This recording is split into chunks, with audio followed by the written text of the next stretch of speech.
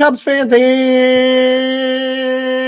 welcome to a brand new edition of Cubs on Tap. Yes, it did take us long enough, Dad, because I'm dying of allergies. But that's neither here nor there. If it also looks like I got burned on my shoulders today, it's because I did.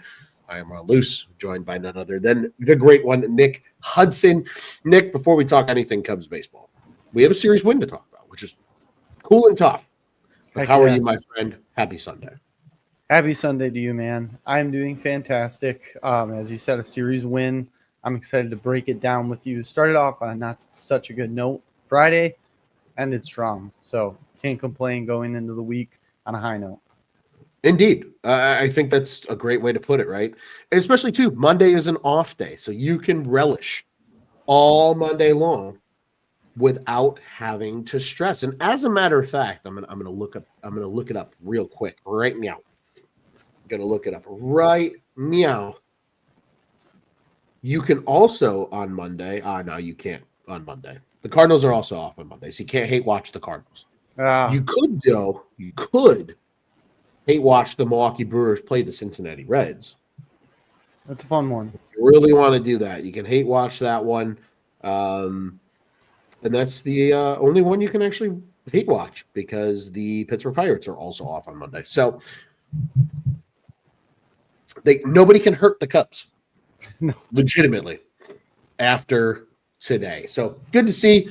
Obviously, the Cubs will then venture off to the Nationals. It's getaway day today for the Cubbies. We'll talk all about that series toward the end. But, Nick, let's talk about it. A series victory. This is 6 straight series wins for the Chicago Cubs.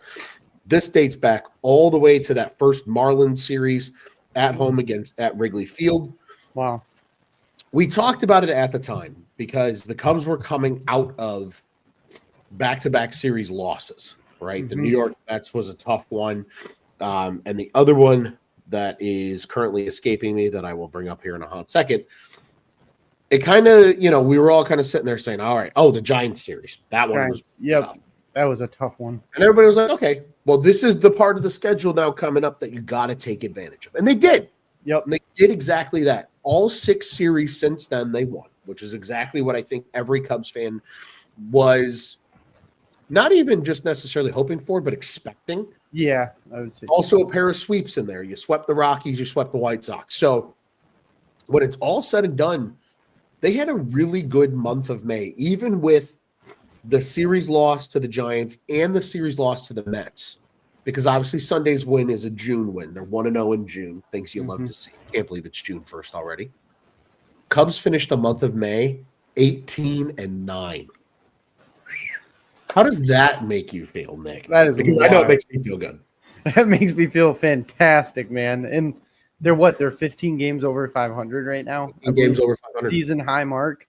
Just fantastic. And we've just been saying, just stack these series W's, especially with the soft spot in the schedule.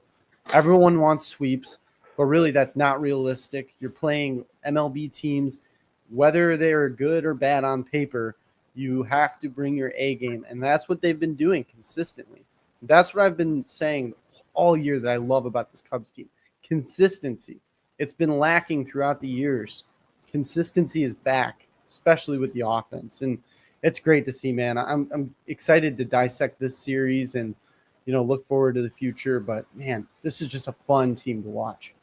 They really are fun to watch, man. And it just – I said it at the beginning of May. Everybody was really hyped on the Cubs. They had a great April. They did.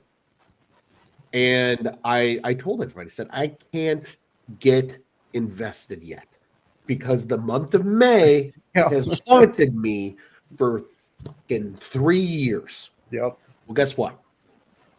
They broke the curse of May and had an incredible May. Not just a good May, an incredible May.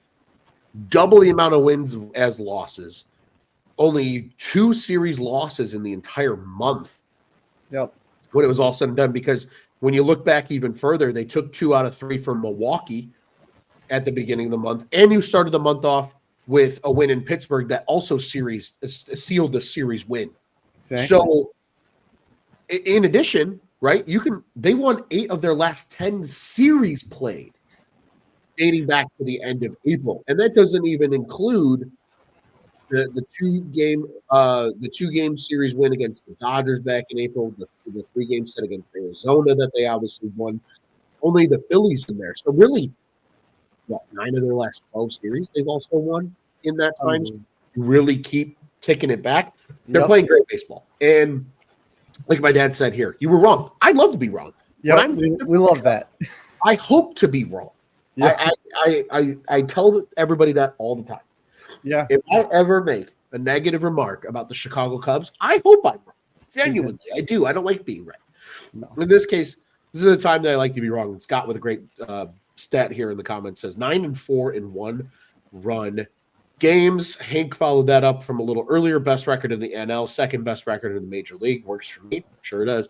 And a happy Sunday to everybody as well from Dane to Bear Sports. But man, they're humming. And you know what? The way this series started sucked. Yeah. Let's start there. I was in attendance on Friday. And you know what? Friday's game was almost a perfect epitome of the day. And I don't mean that like, oh, my day personally sucked. My day was great. I got to spend the whole day with my fiance, go to a baseball game, go out for a great dinner, and hang out with her. It was awesome. But we're walking up to Wrigley. There's not a cloud in the sky. The sun is shining. It's like the mid-60s. I'm like, this is the dream. We're going to have ourselves a Friday 120. It was beautiful. There was a little breeze. I'm like, oh, I'm going to get tan today in the bleachers. Everything's going to be great. And then we sit down in left field. And all of a sudden, these clouds come out of absolutely fucking nowhere, which was not in the forecast, mind you. And then on top of that, it even rained. It drizzled first pitch. So when you sit back and think about that series, like it almost felt like the weather was teeing up for the game because the wind was still whipping out to right field despite the cloud cover. Mm. And the Reds took full advantage. TJ Friedl, first batter of the game, nukes one out to the right field bleachers. Immediately, the Reds are up 1-0. They continue to add on throughout the game. Really never felt like the Cubs were in it. And even then, some really bad plate appearances. Seiya Suzuki watched strike 3, like almost right down the middle of the plate at one point in the game. Yep. Of course, they had a little bit of energy in them at the end, right? They gave a good old college try to bring it back, but it really did feel like maybe there was a little bit of a hangover from the off day. Yeah, maybe there was just maybe it was the quick turnaround. Maybe it was it was cold with the Colorado Rockies series, and maybe the bats were truly just still cold. Yeah, I don't know what it was, but Friday's game was really weird. Colin Ray got absolutely teed off on, right? But there was one good thing that happened that I want to say because I just want your thoughts and opinions and feelings from that game on Friday.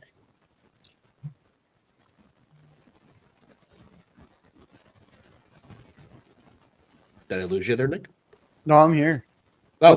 What's the one good thing? I was waiting for the one good thing. I was going to save it for you. I wanted to let you have the floor before I thought you were going to say Flexen. I mean, Flexen was good, but so was Genesis Cabrera. Yeah, that's true. Just one walk. Which he was mad about, which I love to see. I love the passion out of guys like that are like, I thought he did great, but he was pissed off. He's like, he was so mad coming off the mound. I'm like, now that's the kind of guy you want in your bullpen. And that's what me and Rich were talking about.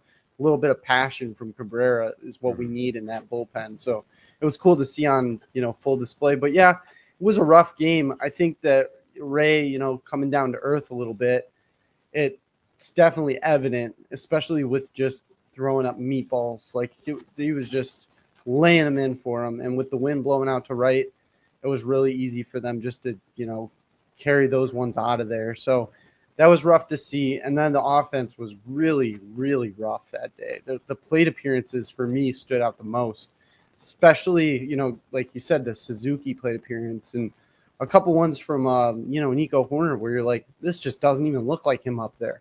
So they've had a couple games like that. But what I really like is it doesn't linger, like other teams in the past years, it very much has lingered.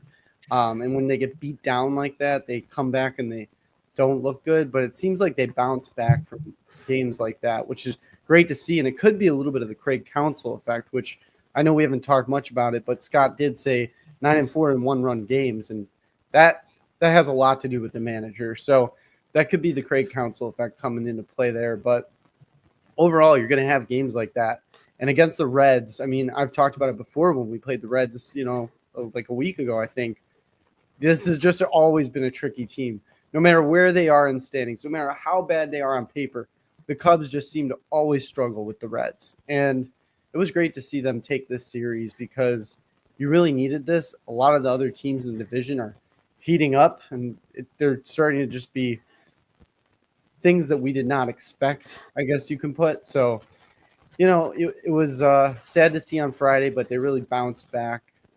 Looking forward to going through the rest of the games. But, yeah, I mean, Friday was kind of a wash for sure. And Shaw kind of cooled down this series. I'm hoping that he picks it back up. He went 0 for 4, 0 for 3 on Friday. Didn't look good.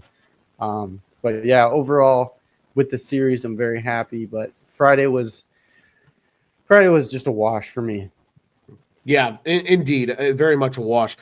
Shaw 1 for 3 on Friday, but he was 0 for in Sunday's game, which we can talk about more. But I will say with Matt Shaw, at least the one consistent that has still remained is the defense. He's played incredible defense, made another great play today. It feels like every day there's a highlight play from Matt Shaw at third base. Solid there. It's a big difference than what we had in the beginning of the year, so it's a much better position to be in. I mean, the hot corner, you do want to have a good glove over there because we've seen it. You can lose games at that position. Like you very much can on errors and stuff. So it's good that they shored that up, and I'm not too worried about his bat either. I mean, he's going to bounce back for sure. Absolutely. And again, he doesn't need to be great, right? Yep. I think it was something that we talked about quite frequently early in the year and even before the season. He can be a 240, 250 hitter this year, figuring out Major League Baseball. And as long as everybody else in the lineup did their job, which they have so far, he doesn't need to be the superstar. He doesn't need to be the hero. He just needs to be enough. And so far, he's been that. And I completely agree. I'm not too worried about it either. Overall, things are going to go really, really well when it's all said and done. A couple of fun quick comments here as well. Hank saying 83 win production, looking dumber by the day. So glad to be happy. Yeah. Right here, man. You and me too. This is the first year we went conservative. Normally we were the optimistic ones. Yep. And everybody else told us we were goofy.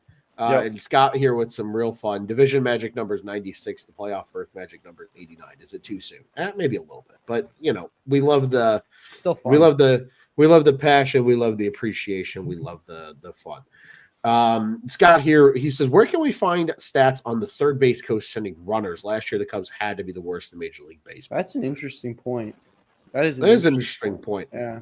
And I think you saw what happened because, like my dad says here, that's why he's the $8 million manager. This is going back to your Craig Counsell note. But I think that's something that stems from Counsell, too, because you bring in a new third base coach who is very familiar with Counsell. I think him and Barry have worked together before.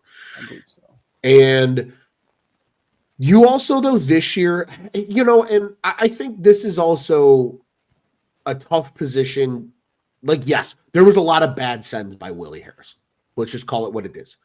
But they also did not have the personnel to be aggressive, which I think is something they wanted to do.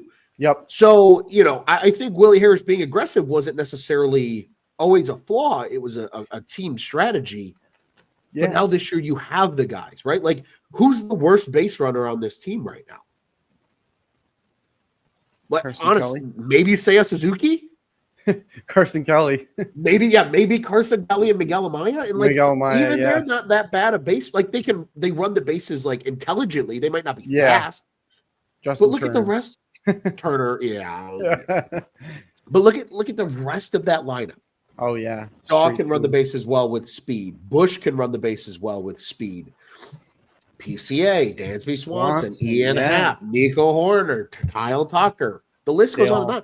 Yep. Like, this is the year, the first year, really, it maybe forever, where it feels like every single guy in the lineup that's not your catcher or a 40-year-old first baseman Yep. has respectable speed and is a just solid base runner in terms of fundamentals and how they run the bases, right? Like, again, remember, Chris Bryant was never like the fastest guy ever, but he was an incredible base runner Good because base runner. Yep. he took the right angles and he knew how to hit the bag, and with his just giraffe-like stride, he was able to make up so much ground. Yeah, exactly. And I will say, playing the devil's advocate here, they probably didn't have as many opportunities around third base either last year than they do this year. But yeah, speed throughout the lineup, man, it kills. It really does. And you can tell that there's a huge difference. Even just that extra 90 feet can be the difference in a game. And we've seen it time and time again. And the other thing that I like with the speed is the out of the box, out of the box every time they run so hard. And that's another, note to the manager that he promotes that. Well, you just run on everything. And that's great to see too, because look at Swanson the other day. That was insurance. That was a big insurance run. It sure was. He ran that out. So it's great to see the veterans even just doing it and the young guys doing it. It's all around great baseball. It's really what it is. It really is all around great baseball. One last quick thought on the whole sending guys thing. I do recall a game last year where Nick Madrigal got sent and should not have been sent, and watched him get sent when this is not going to end well, and just watched him get gunned at the plate. So again, it's something to keep an eye on. And like my dad says, speed changes the defense and puts pressure on them. And we've gotten to witness that ad nauseum. But you mentioned the running hard, and I think that's a perfect transition into Saturday's game. It wasn't a pretty baseball game per se, right? Not that necessarily the Cubs were doing a lot of bad things. Hitting was just a premium to come by for both sides. Yes. Let it be known, the Reds had 2 base runners the whole day. A walk and a hit. That's it. Crazy. It was a low day for the offense. Game. I mean, even the Cubs, the Cubs having 8 hits felt weird because they weren't able to turn them into anything offensively until late in the game. But a really good outing again from Nick Lodolo, who's consistently been a pretty good pitcher against the Cubs. Barlow had a good appearance for the Reds in that one. Ashcraft obviously gave up all the damage, but that's what you appreciate, I think, about this Cubs team is even when they're down and out and get late in the games, you really, even on Friday's game, I'll be brutally honest with you. I was sitting in the bleachers and 7th inning rolled around. And I went, maybe I don't think they're out of it, because I've seen this song and dance 4 times already this season where they were trailing entering the 7th, or it's tied, or it's a 1-run game, and they come back and they blow it open in the last 3 innings. We've seen that time and time again, and they were able to take advantage of it on Saturday. I mean, you break it down. Ian Happ gets on. Kyle Tucker gets on. Seiya Suzuki, it's his 18th double of the season to drive in 1. Again, they weren't sure if Benson was going to make the play in the corner and right, so Tucker unable to score on the play, but he gets the 3rd. Then they ultimately load the bases, and then Dansby Swanson with what they credit him a single for it because he just beat out the Ellie De La Cruz throw. Yep. But that is incredible hustle to get that second runner through. Palencia comes in, shuts shit down, and you overall had great pitching on the day. And fantastic. You and I were joking before the show about you don't love openers, but maybe Ben Brown needs an opener because Drew Pomeranz was great. Drew Pomeranz continues to be great. I encourage anybody that is a fan of baseball, just baseball at its pure sport, not just a specific team, baseball. Jolly Olive, who is with John Boy Media, does all these fun baseball deep dive videos into certain players and teams, and it's really, really cool. He just published one, I believe, yesterday on Drew Pomeranz. And the resurgence of his career. And it takes you through his career. He was traded 5 times in his career. Yep. And just moved around constantly. And everybody thought he was done after 2021. And here he is. He pops up on the scene as a reliever in 2025. And is yet to allow a run. It's been fantastic. Yeah. Exactly. In 12 plus innings of work. Yep. And albeit maybe a small sample size. Sure. But when you consider that most relievers probably only throw 50 innings a year, unless you're a high leverage reliever, that's fantastic. Keep doing that. And then Yeah. Ben Brown comes in and strikes out 9 in 6 innings and only needs 77 pitches to get through 6. And then you have Keller and you have Palencia to finish out the game. Exactly. Spectacular pitching to keep the Cubs in it all day because the wind was whipping in and there was really not a lot of offense. And then, of course, your team comes through in the clutch in the bottom of the 8th. You give yourself a chance, and you allow Palencia, who was warming at that point, to come in. Like, Nick, let me start you off with this before you share your thoughts. Is that like kind of a big dick move by Council to like warm up Palencia, like before they even have a run scored? Where they even have it, yeah. Because Right. I remember I was listening to it on the radio at that point in the game, and like Pat Hughes was literally like, "All right, they got a guy on. Palencia is warming in the bullpen." Like, is that a big dick move, or is that just being like, "Hey, man, like I'll pivot if I need to and go to somebody else," but like I trust Daniel Palencia in this situation? I think that's a big dick move if you're on the road, because because you're tied right there, so it's like you might be playing for the win anyways, right? So True. It's very possible, but it definitely he definitely had the confidence, I'll say, that they were going to score there for sure. And just overall, like, the Cubs have so many ways. Good teams have different ways of beating you. They don't just get the long ball. They don't just, blow you out one day, but they can play close games other days. And that's the great thing about this team. They're so whole. And to see them win 2-0 like that and just lean completely on the pitching and the speed of their offense and just edge out those runs, it was so great to see. And yeah, I mean, I don't like openers, but I like openers when they work. And I always joke around with my girlfriend about that because it's true. It looks really good if it works. It looks really, really bad if it doesn't work. If you have to then bring in your starter into a dirty inning, it can really tumble and go the wrong way. But Pomeranz has been unbelievable. And I'm sure there were not just me, there were a lot of fans that were nervous when Ben Brown was taking that ball after, but he really proved us wrong. He went out there and he shoved. Everything had really nice movement on it. He was really spotting that fastball well and setting up that curveball. If he can do that, if he could throw strikes with that fastball, then it just automatically leaves that door open to wipe them out with that curveball. That curveball is a wipeout pitch. It's an Uncle Charlie. It's a knee breaker. It's every euphemism in the book. It's awesome. So, I mean, it's great to see.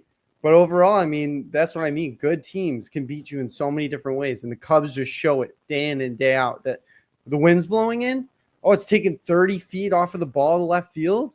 That's fine. We're just going to run as aggressive as we can. We're going to edge out these runs, and we know that you're not going to be able to do the same thing because our pitching is going to hold you, and we are just going to edge you out and just win. So it was great to see. I was really happy with the Saturday game. My girlfriend, of course, said, "Well, it's a boring game." I'm like, "No, it's not. If you're a true baseball fan, it was a fantastic baseball game." The baseball purists are exactly, and I am a baseball purist. Yes, so it was awesome to see. It really was. And then Palencia has been great. In Miami, I knew that was just a blip. I was so happy to see that Craig didn't lose faith at all. Put him right back out there and said, "You got the stuff, man. 102 top of the zone. I mean, come on, you have the makeup to be the closer." So I love to see it. And even like when Hodge comes back, if they need to rotate him in and out, Hodge is out because he just pitched the night before, use Palencia. I mean, it's great to have that luxury of two different arms there. So the high leverage spots are looking a lot better. And I will say with Presley, I'm getting more and more confidence with him where he's not in high leverage situations, but he's been solid. So he's working his way back into that as well. The bullpen was a little bit of a big nervous question mark at the beginning of the year for sure. It seemed to be getting a little bit more shored up, and that's what happens, with the baseball season. The manager's got to figure out the bullpen. He's got to put the pieces together. It's not like right out of the gate that you have a great bullpen. So it was awesome to see. Just a great game on Saturday overall. 100%. I'll tell you what, man. Especially this year, maybe more than ever, I am never going to poo-poo on a Jed acquisition for the bullpen ever again. Like, even if it's very off the wall. Yeah, right. Because there's a nauseating track record of it working. And like, that's what the Cubs had to do last year. And again, a lot of it's opportunity, right? Because you don't have teams just getting rid of players early in the season. That doesn't happen unless things go bad or numbers games have to be played and you have to DFA guys. That's really the only time that becomes available, especially when it comes to bullpen arms. Look at last season, right? Tyson Miller was DFA'd because Seattle just had too many good pitchers. What a nice problem to have. Comes to Chicago, pitches great. Jorge Lopez has the weird debacle with the New York Mets. They release him, Cubs sign him to a minor league deal. He pitches well in the minors, comes up, has a great rest of his season, plays his way into a $3 million contract with the Nationals.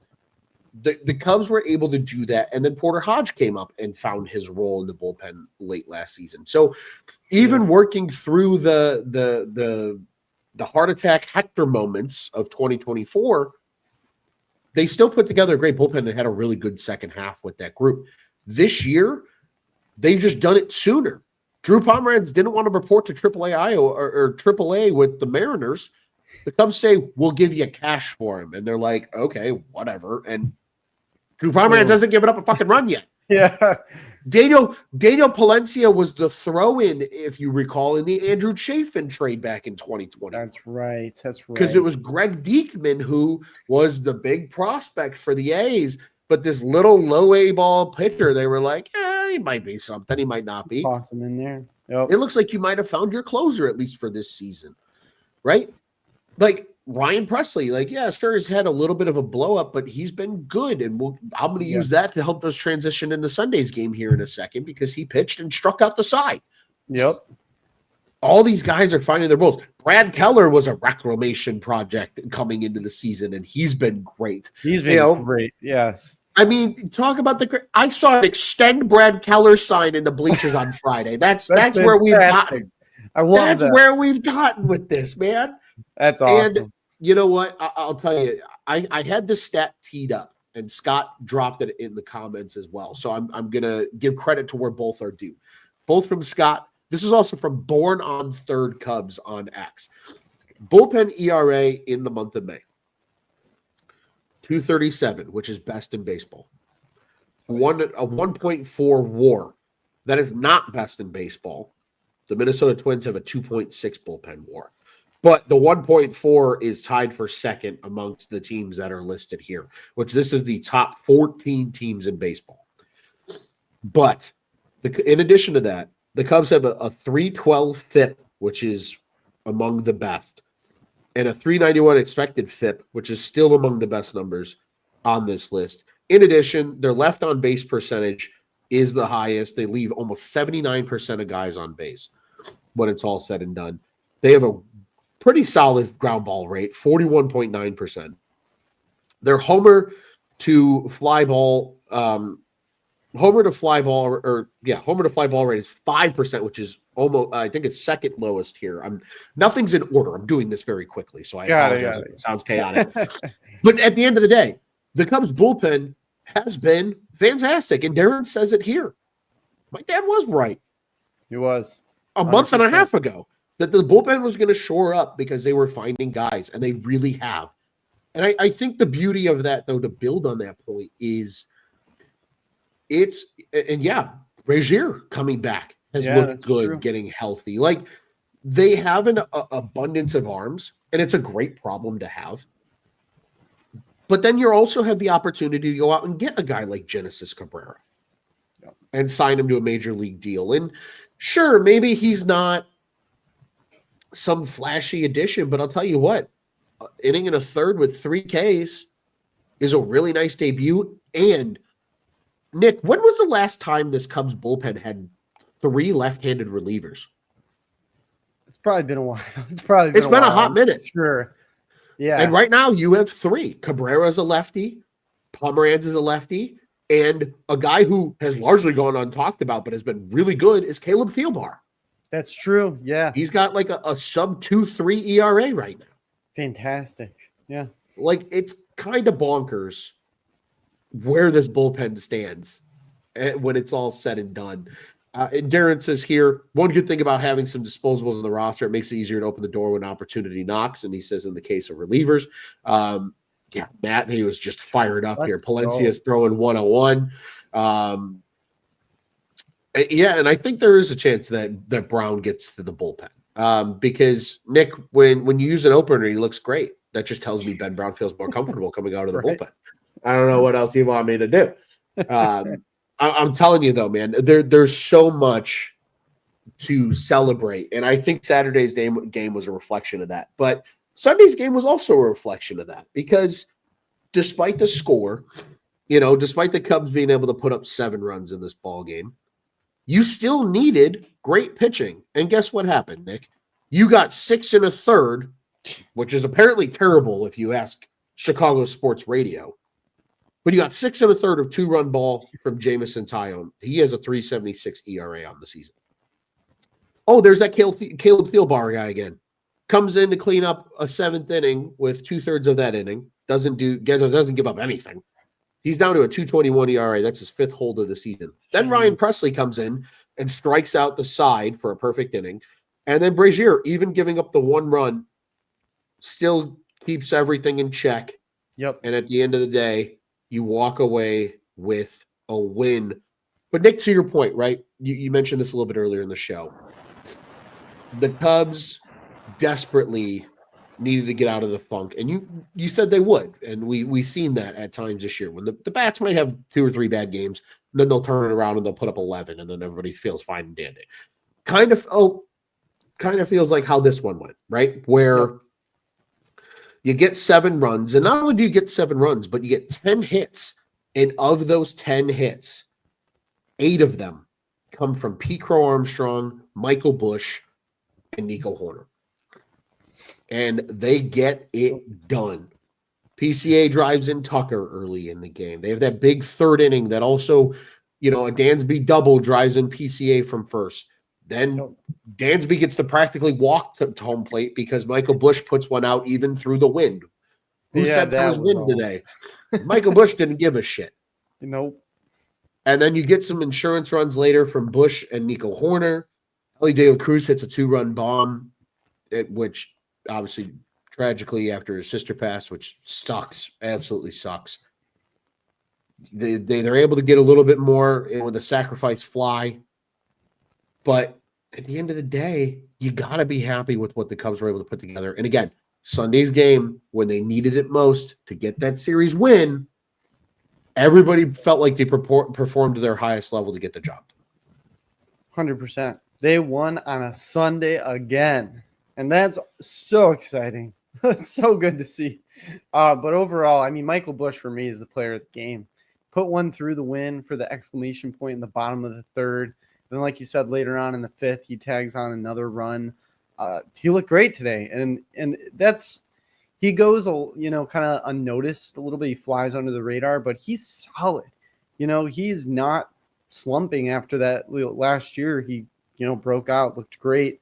He has just been a solid guy. So you have so many guys throughout the lineup, and it was great to see that the offense really bounced back today.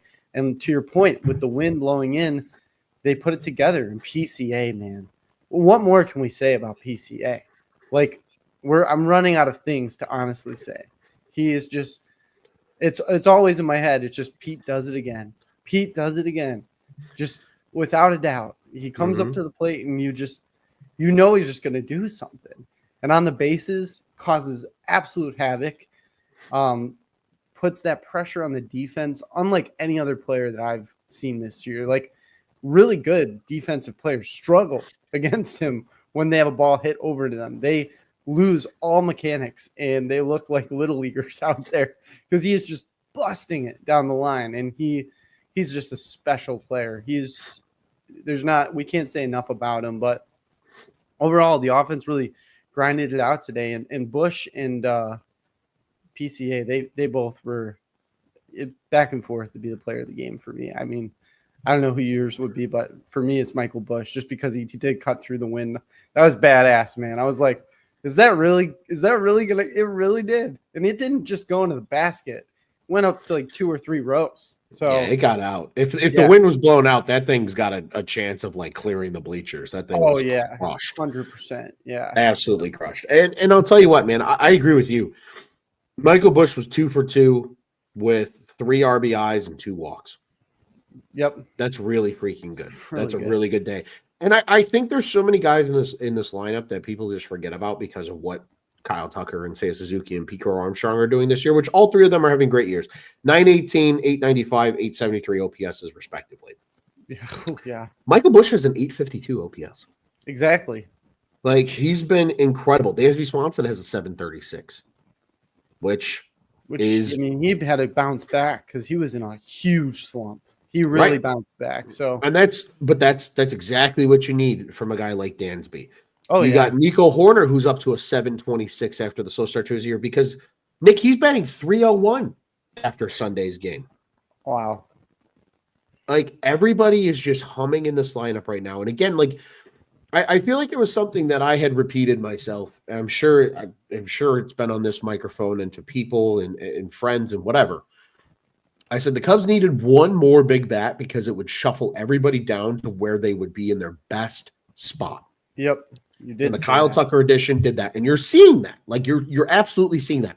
Dansby Swanson thrives when he hits lower in the lineup and has protection. Nico Horner thrives when he doesn't have to hit number 2 or 3 in a lineup because you just don't have the firepower or the horses.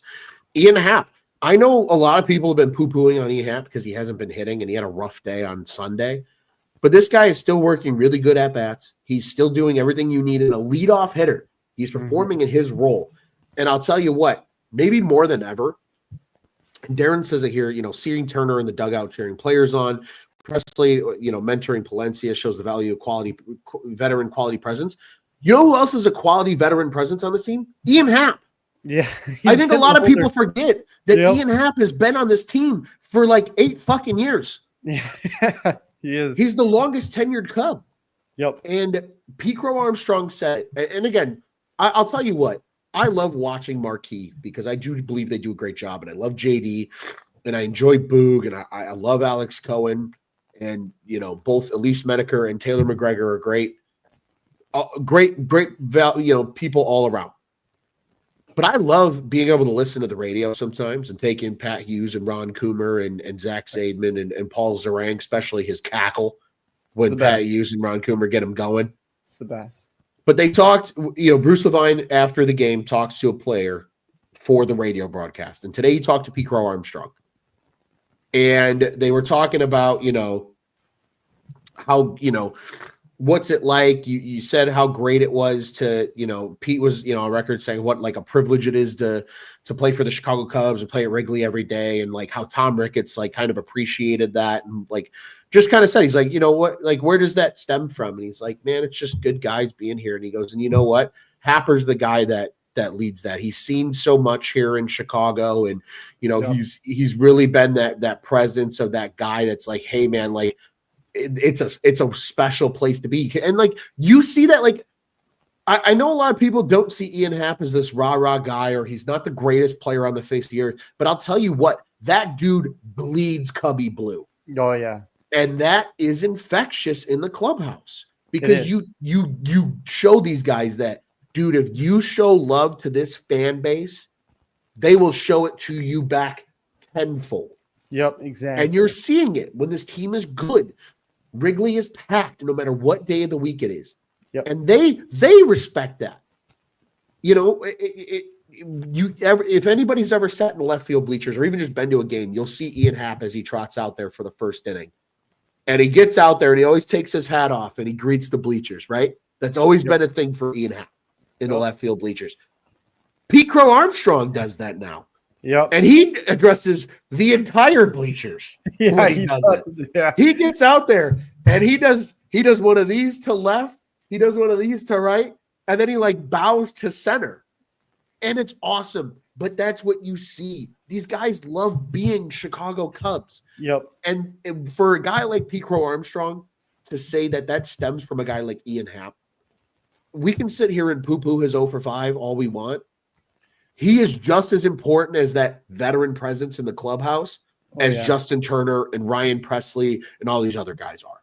Oh, 100%. Because of that element that he brings to the table when it's all said and done. And yeah, like Darren says here, silent leader, but I would consider him probably the team captain or a team captain. I think you can make the argument this team has a few team captains because I see Dansby Swanson in that light. I see guys like Jameson Tyone a little bit in that light because you hear about how great of a teammate he is. And he was the one that came up with the idea for the pitchers to watch the starters get their warm up in the bullpen before the start. And like, you can see it, man.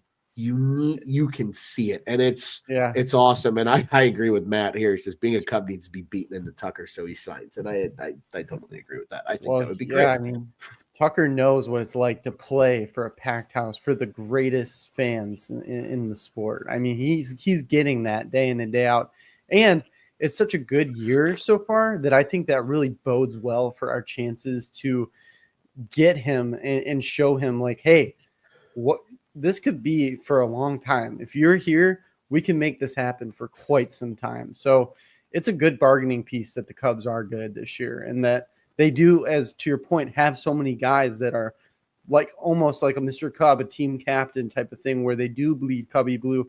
They do have that sort of like infectious way where they just want to be such a whole unit. That's what's so great about this team is they're just a whole.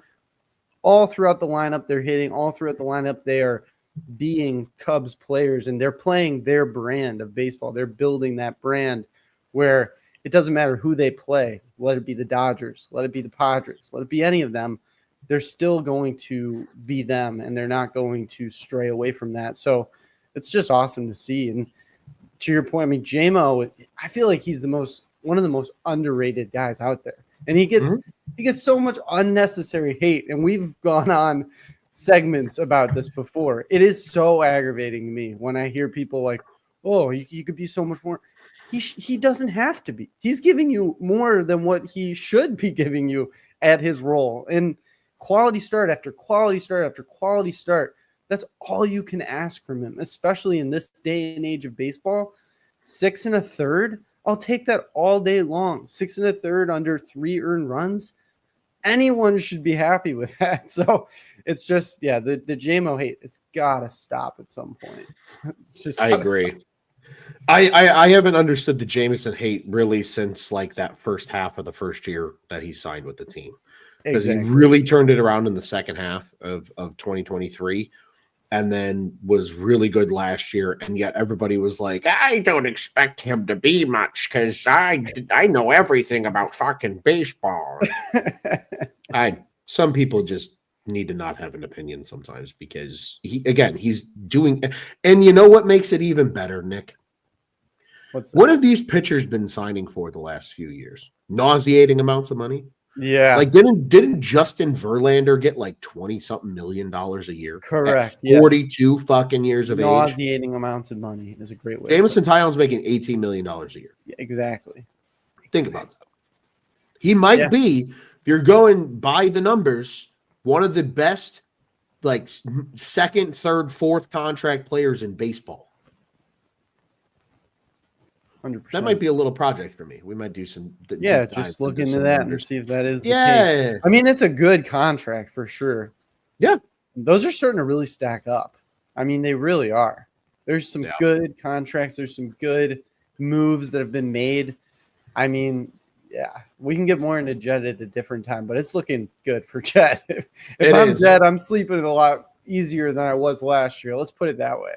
Matt said this a little bit earlier in the comments. Actually, he said Jed's is worth this season. And I think because you're seeing the product of his labor over the last few years finally coming to full fruition, and we're getting the taste of all things there. And just quickly, a fun stat here from Scott. You mentioned the lineup. Matt Shaw's batting .359 since being recalled. When he went down with a 172 average, his average is now up to a 238. So that just shows how good he's been. So again, everybody in this lineup's hitting. Sure, maybe Ian Happ's going through a little bit of slump right now. He's never been an early season hitter. I bet you when they need him most, and he's. I bet you he's not fully healthy with that oblique. So no, I would not be shocked whatsoever with like the All-Star break coming and going, and then like Ian Happ goes on an absolute tirade and hits like a bajillion home runs in no time flat. And it's gonna be great.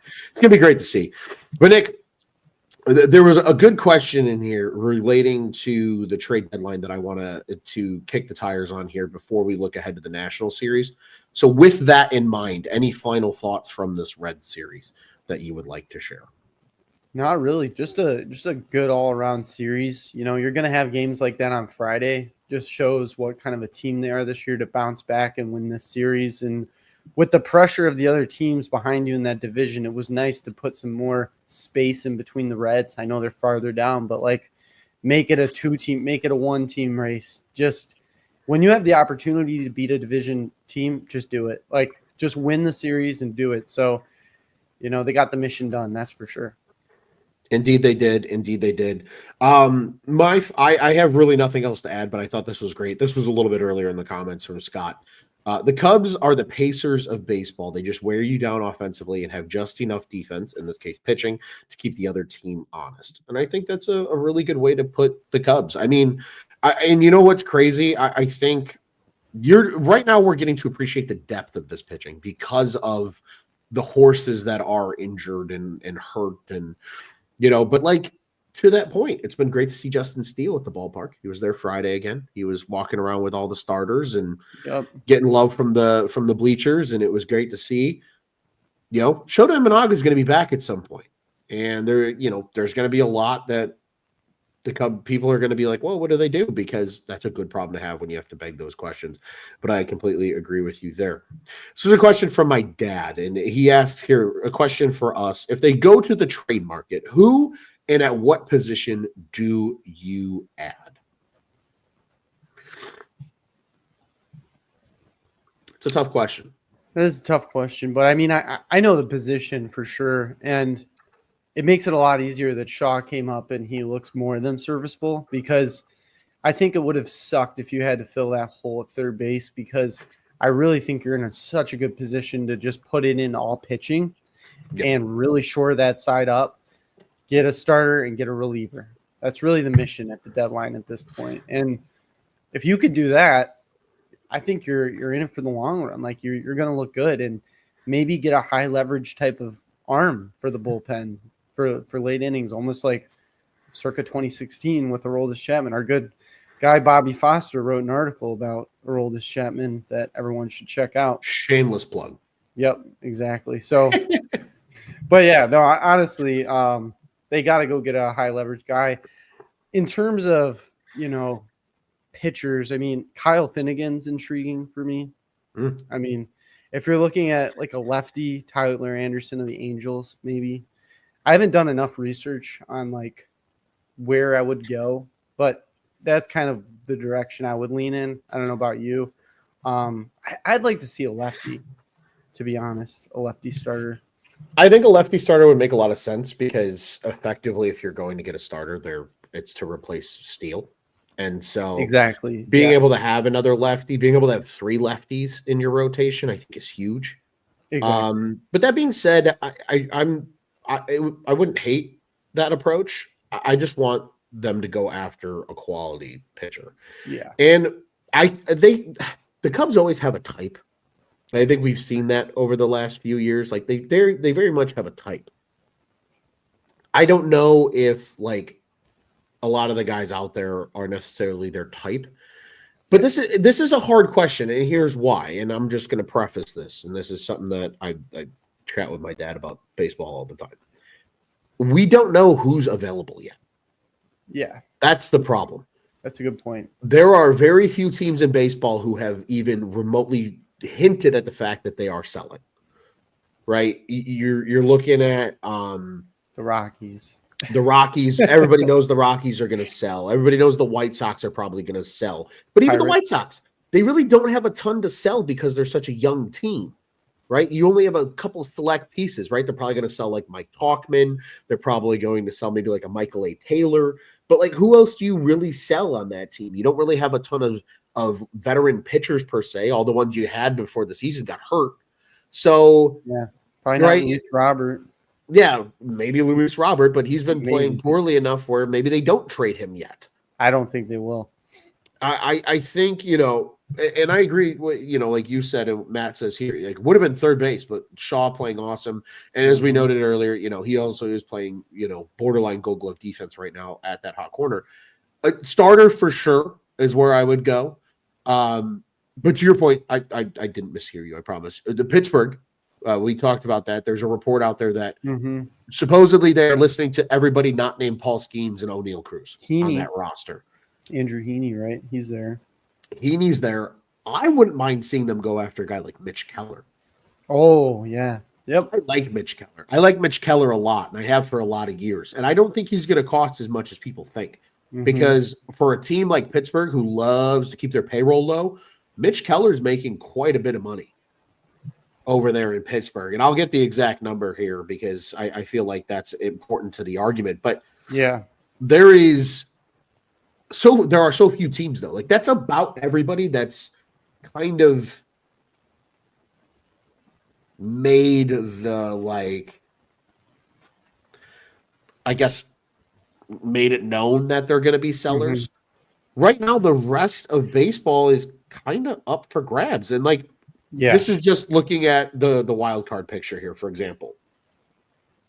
In the National League, the Cubs, Dodgers, Mets are all atop the league. Fun fact, the Cubs, the Dodgers lost tonight. So officially the Cubs have the best record in the NL.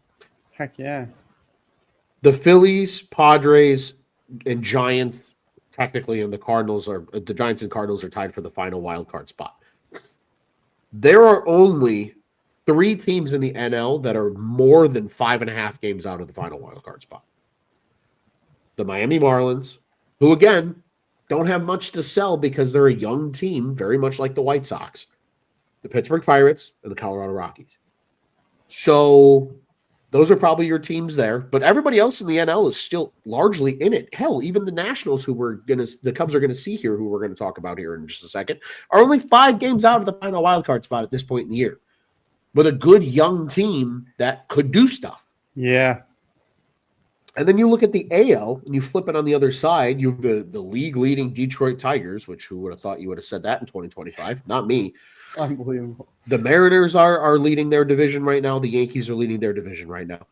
The Guardians, Astros, and Twins are your 3 teams in right now. Toronto is a half game out. The Royals are 1 game out. There are only 3 teams in the AL that are more than 5 games out of the final wild card spot. Those are the Oakland Athletics. The Sacramento Athletics, whatever the fuck you want to call them. They're still the Oakland A's until they live. They're in Vegas. They're still the Oakland A's. Yeah. And we know they're not trading Mason Miller, so everybody can just chill because they pretty much said he's got 5 years of control. We're not trading. Yeah. So who do you really want from the A's? I don't know. The Baltimore Orioles don't really have pitching. So if we're talking about the Cubs, they're probably not a trade partner.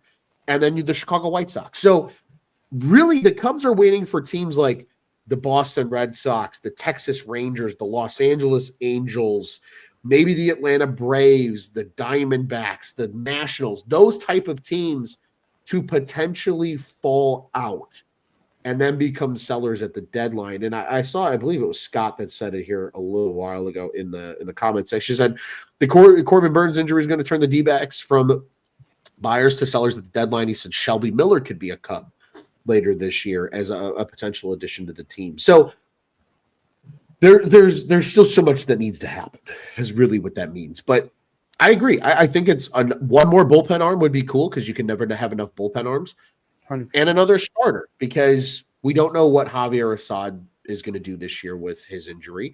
You have no Justin Steele and you still are waiting on Shota Imanaga, even though I expect him back at some point this month now in the month of June. If I'm going to make a bet on that, Nick, and actually we'll revisit that at the end of the show because I have a follow-up question for you as it relates to that. So we'll have to wait and see what happens there. But a couple quick comments here. Only beef with Tyon from Hank is the Cubs signing him instead of Senga. He has an NL best 1.6 ERA, but he loves the 4 straight quality starts from JMO. I think Senga going to New York also might just be being in the New York market as well. Yeah. Again, the Cubs sometimes get shafted just because, believe it or not, some people don't want to come to Chicago, which, whatever. David Bedard, I believe he means David Bednar. And thank you, Pirates. He probably costs a lot, but that would be a nice addition. Yeah. Matt says here, Detroit can say thank you, Javi. Yeah, Javi's been playing really great, especially in center field this year, and moving around a little bit. And then Hank said the Cubs having 8 or more 4-run innings than anybody else is insane. Yeah, they put up a lot of crooked numbers. That's a successful, a way to successfully win a lot of ball games. Nick, we have an off day before the Cubs are back in action. They will play again on Tuesday, June 3rd.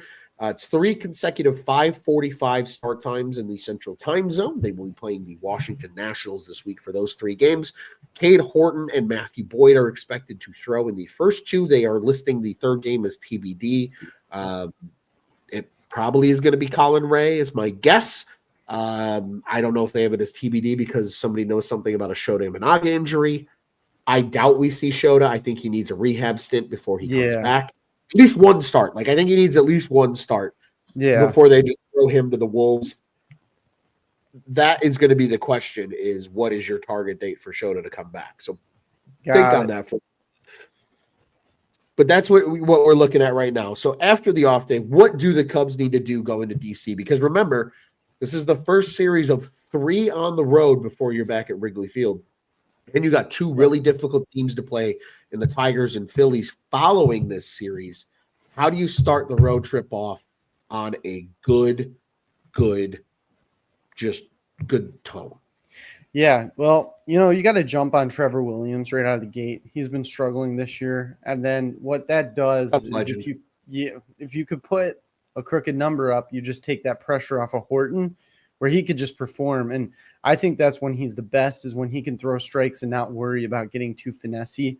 Where, I made up that word, by the way. I don't think that's a word, but it is now. Finessey. So it's my word, finessey.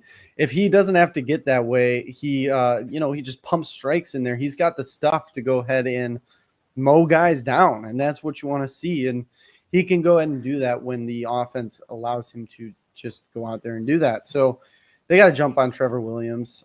He's a guy that you can jump on early on. If you let him get settled in, that's a different story. Sometimes he can just get into a groove.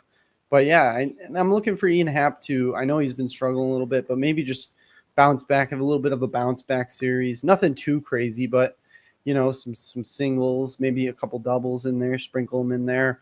But I also think he's not fully 100% as well, coming off of the injury. Obliques, man.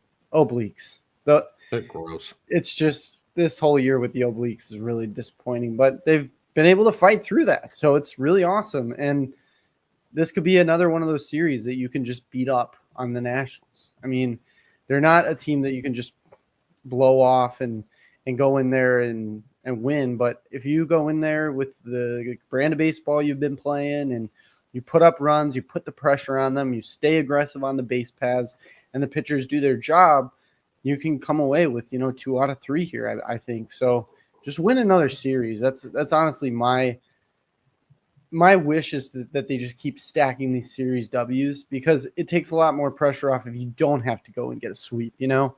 It's a terrible feeling when you're like, we've had this really bad stretch of baseball where now we have to go get a sweep.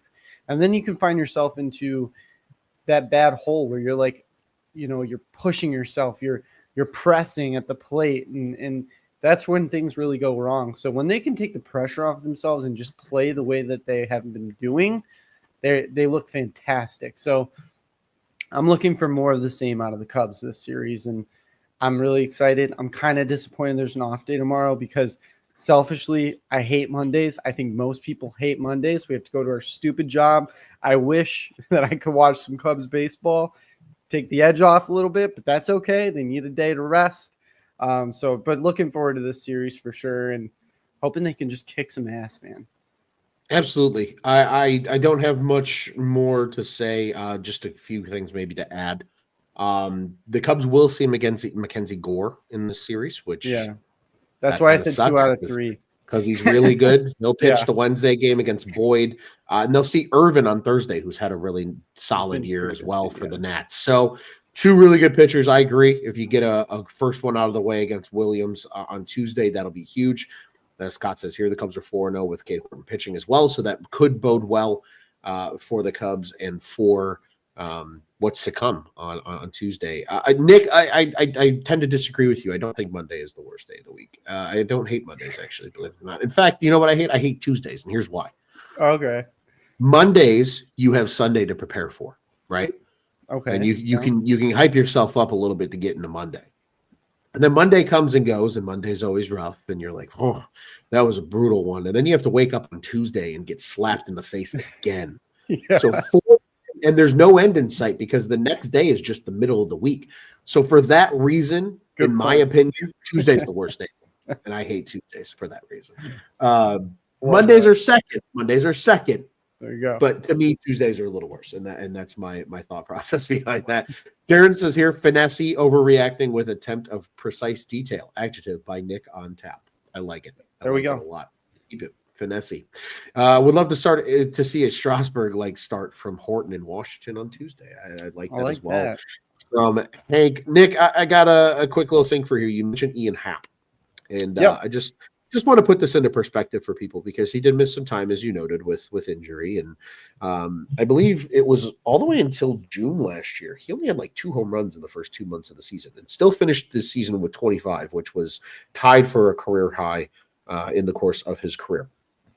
Here's some fun little stats on Ian Happ so far this year. Even though everybody's bitching and moaning that Ian Happ is so fucking terrible, yes, his slugging is down right now. And I think that's largely due to the oblique, especially since he's come back. A 353 slug, which is well below his career average, which is a 446. He had a 441 last year, 431 the year before that, and a 440 the year before that. But his on-base percentage is right in line with what he's done. He still has a 340 on base, which is actually right in line with what he did last year. 341 on base a year ago. He had 360 in 2023 and a 342 in 2022. And Nick, would you believe it or not, but Ian Happ right now has his best batting average since 2022 when he hit 271 because he had a 248 and a 243 the last 2 years prior to this one. He's hitting 251. So I know we're a little down on Ian Happ right now because he's not slugging, but guess what? Because of Kyle Tucker, because of Pete Crow Armstrong, and because of Seiya Suzuki, and because of Dansby Swanson, and Nico Horner's been kind of good too, but he's not slugging. But that's okay because he's hitting. If Ian Happ just continues to take good at-bats and walks and maybe starts to sprinkle in a few singles and doubles here soon as he gets a little healthier, that's all this team needs out of Ian Happ this year. And to keep playing gold glove defense, which he's done all season. So just before you poo-poo on a player, yes, everybody goes 0 for 5 sometimes, but holy shit, bud, do your research before you make an uneducated and ignorant accusation about Ian Happ. I also might be a little defensive of Ian Happ because I think Ian Happ is genuinely one of my favorite Cubs, maybe of all time, genuinely. Wow, that's awesome. I appreciate Ian. I do. I appreciate Ian Yeah. Happ. Also confirming Captain America does not have America's ass. Ian Happ does. So for all those that are curious and concerned at home, Nick, the final question I had for you was: Can you let's take bets here. Pinpoint a date and tell me when Shota Imanaga makes his debut for the Cubs. Okay. Can I give you my dream scenario and then my realistic scenario? Sure. Or do you just want my realistic? All right, I'm going to give you my dream one. It's Give him not the- going to happen, but I would love if he did go on a rehab start while they're in Washington. Everything goes well. He's fully ready to go. And then Friday, June 6th, when we have to go against Skubal in Detroit, This he's one there comes and back. ready. But that's just not realistic. So what I really do think that they're going to do, because it's an oblique and because they're not really, I just knocked on wood, struggling as much without him, I think they're going to wait until they're at home. Was it June 12th with the Pirates? That's what I think that's when they're going to bring him back, is the Pirates series of June 12th, right? Yeah, June 12th. Okay. That's my realistic date. Yeah, my dream date: go against Skubal, come back, just be absolutely dominant, and an awesome pitching duel with that. But it's not going to happen. Good, but it's probably not. How about you? What's your date? I'm struggling because I also had June 12th in mind because I did think they would wait until they get back to Wrigley. But looking at this, I'm trying to project because how do I put this? I don't think Ben Brown stays in the rotation. Ooh, I think Shota Minaga replaces Ben Brown rather yeah. than Cade Horton going down or Colin Ray departing the rotation. I do. Because you got to remember, Colin Ray has, and now again, I'm probably going to be wrong, which again, I'm totally fine with. I genuinely am. But Colin Ray has familiarity with Council from their time in Milwaukee together, albeit one season. So I just don't know who he's going to replace. But I really do think it'll be that. I'm just going to say that Pittsburgh series, Yeah. which I think you will say as well. So I think we're both on the same page there. Because to me, even if he goes for a rehab stint this week or just goes to Arizona and gets rehab work in, you're probably looking at least 10 days maybe. And that's pretty much this road trip. So Yeah. I would expect him back in that Pittsburgh series. I'd say worst case scenario, he's back in that Milwaukee series. The Cubs can kind of have some fun with it too here in the month of June, because for anybody that's keeping track, so as everybody knows here, I start to memorize the schedule for that month earlier in the month. So it's 3 consecutive road series, right? It's the Nationals, it's the Tigers, it's the Phillies. And then you come home to play the Pirates for 4 games. You have an off day on that Monday, and then it's 3 at home with Milwaukee and 3 at home with Seattle before you go back on the road for 4 with St. Louis and 3 with Houston. With that being said, that home stretch to me is the exact spot you bring back Shota Minaga at some point. So I think best case scenario, it's the Pirates series. Worst case scenario, it's the Milwaukee series. Yeah. That's good. Yeah. When it's all said and done. Jay predicts here, he says June 13th is his guess. So we'll have to wait and see there. Matthew says here, not all time. He does have America's ass. Yes, he does. It's great. It's a good booty, man. Hey, he's going to get me doing squats again because I want a butt like that. Scott wants to know how many hat jerseys I have, and that will be the judge of who my favorite Cub is. So believe it or not, I only have – there's only 2 all-time Cubs that I have multiple jerseys of. Like, I really only have, like, one of, like, every guy. Of every guy. That I like. There's only 2 players that I have 2 jerseys of. The old Cub is Javier Baez. I have 2 Javi jerseys. Oh. One of which, though, I do not wear. And the reason for that is because it's got, like, the World Series patch. I won it in, like, a raffle. That thing just stays in the closet. Yeah. And then I have a custom Javi that I got done. It's the blue pullover throwback jersey, custom with Javi on the back. Oh, that's cool. I like that jersey a lot. That's cool. Yep. The other Cub, ironically, is a shortstop. I have 2 Dansby Swanson jerseys. Interesting. I have the Wrigleyville City Connect Dansby. Okay. And I also I got a custom done, the old 70s throwback baby blue with Dansby on the back. That's cool. Yeah. So really love that jersey as well. So, and I am a big Dansby fan. I will admit, like, I kind of had to find my, like, I was like, do I really love Dansby Swanson? I was like, yeah, I think I do. Because I've also already, not threatened, because it's not the right word, playfully threatened, I guess, if that's makes it any better.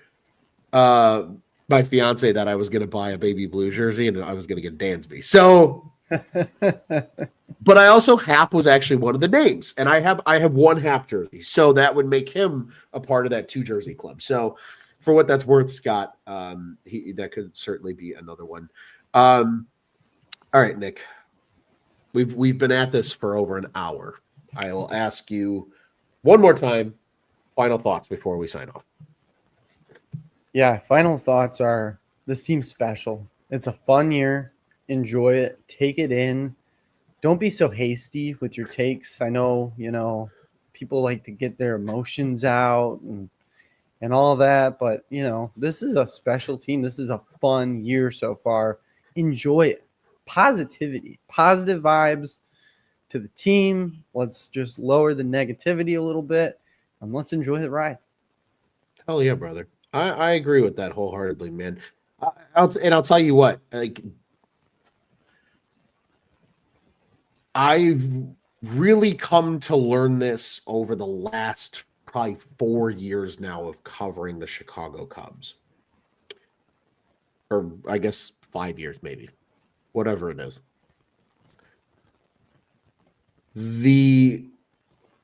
Most seasons are already turbulent in other sports as it is, right? There's a lot of change, players coming up, being sent down, trades happening, things like that, right? You see a lot of change over the course of a season.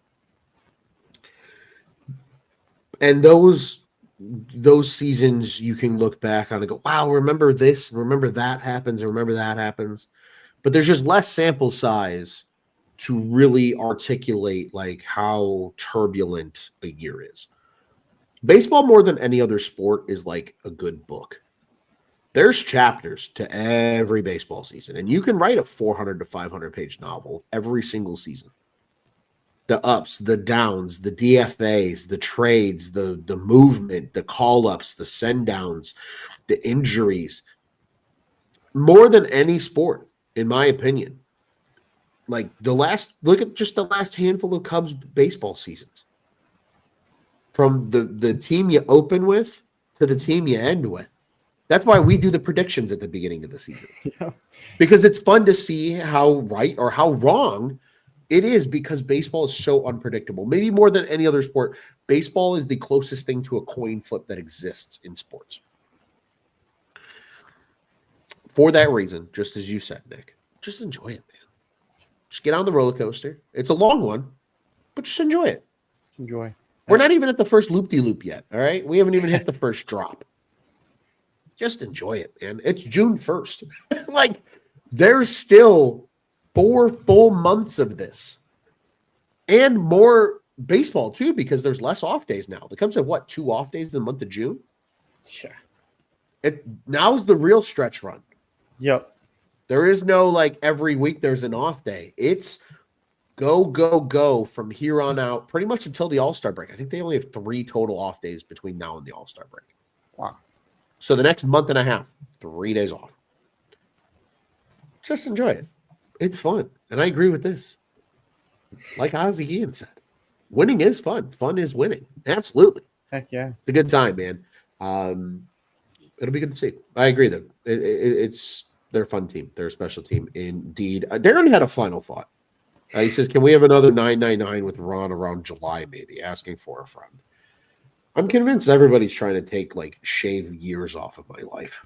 I can attempt it with you, but there's no way that I'm getting to 999. I mean, I can do it. I know I can. Yeah, well, we know you can do it. I can do it. Should you do it is the real question. But it's not even should I do it, it's do I want to do it. Tell you what, Darren. I'll tell you what. If this, I don't know. Maybe you gotta start an online petition. Twitter, probably Twitter. X is the one I see the most. And if the post can get, you got to tag Cubbies on Tap, of course. If that post can get 1,000 likes, I will do the 999 challenge. The Cubs, and it has to get 1,000 likes by the end of June. I'll give you till the end of June. I will do the 999 challenge on a live stream, watching the game for the first game back from the All-Star break, which is against the Boston Red Sox. It's a Friday 1:20 at Wrigley Field. I'll slam the 999, and then I'm going to try my damnedest to get tickets to the Saturday game, and I'll go to the game. And not do the 999 at the game because it's way too goddamn expensive unless you guys are sending me money. But I will do it at home on that Friday. So there you go, Darren. That's the challenge here. I got a fun side text from my dad just now. He asks, what is the 999 challenge? So for anybody at home that doesn't know what this is, it's consuming 9 hot dogs and 9 beers in 9 innings. And it's typically done at the ballpark. It's a little expensive if you do it at the ballpark. Did it last year. We did it during the Arizona Diamondbacks series, I believe. It was early in the season. It was a late game, and we crushed it. The dogs were gone by like the 6th inning, and Yeah. and I didn't even start eating and drinking until the 2nd inning because like I was frantically running around to get ready. Yeah. And then the beers were gone by the 9th. I pretty much sipped the last one until the end of the 9th. We were done. So, shit. I mean, I probably could get both of them done by the 7th if I'm like fully prepared. Neither here nor there. Nick, before we get out of here, I want to remind everybody that Cubs on Tap is one of 2 shows here at the On Tap Sports Network covering your Chicago Cubs. Be sure to follow our friends over at the Dingers podcast. Give them some love. They go live on Mondays here on the On Tap Sports Net YouTube channel, which is a great place to be because you should like, subscribe, and hit the bell button. You'll know when all of our shows go live because guess what? We don't just cover the Cubs here, but you should follow us because you love us and we have a winning team to talk about right now at Cubbies on Tap on the socials. You can follow Nick and I. There we go. Over on the socials, follow all the other guys as well. Go to where you follow your favorite podcasts, and you can get all the links to their follows as well in the description. And again, Bulls, Bears, Blackhawks, we got it all. Bears, we just did some nerdy Dennis Allen film breakdown shit the other day on Bears on Tap. That was a good time. Be sure to look for that off-season content. We got to get creative right now because it's the dead season of football, and OTA hype is the dumbest thing that exists on the face of the earth. Bulls and Blackhawks got big off-seasons coming up, so be in tune with the Bulls on Tap crew and the Four Feathers podcast. You'll be hearing a lot from GM Ron over the course of the summer on the Four Feathers crew. And, of course, Cubs fans, you got friends that like the Southsiders, who I believe are 13 and a half games out or 11 and a half games out of the final wild card spot in the AL. I forget. It's been a little bit since I looked at it. But nonetheless, you can send our friends or your friends to our friends, and they can all be friends and socialize over this miserable fucking Sox team over at Sox on Tap. So once again, ontapsportsnet.com and at ontapsportsnet on the socials, the On Tap Sports Network. Go and check out what's on tap in Chicago sports. Nick, always a pleasure, my friend. This was a beefy Sunday episode for everybody. We hope everybody enjoyed it. We hope everybody has a great week. We will be back on Tuesday after the first game of this National Series, and then be back after the conclusion of the series on Thursday before the Cubs get into it with the Tigers next weekend. We're already into June, folks. It's crazy how quickly the year is going. A lot of baseball, but things are going good. Cubs are 15 games over 500, which is spectacular. And this is their statistically best start to a season since what was that weird year that things happened? Was it 2016? I think. Yeah, I think it was that year. So again, not saying that there's things that could happen, but there's things that could happen, and that makes it a lot of fun. So, Nick, what do you say? I like what Jay has here. He's got an FTN for us. But what do you say about getting out of here the only way we know how it comes on tap? FTFC. Fuck the Fugazi Cardinals. And let's go Gummies, baby.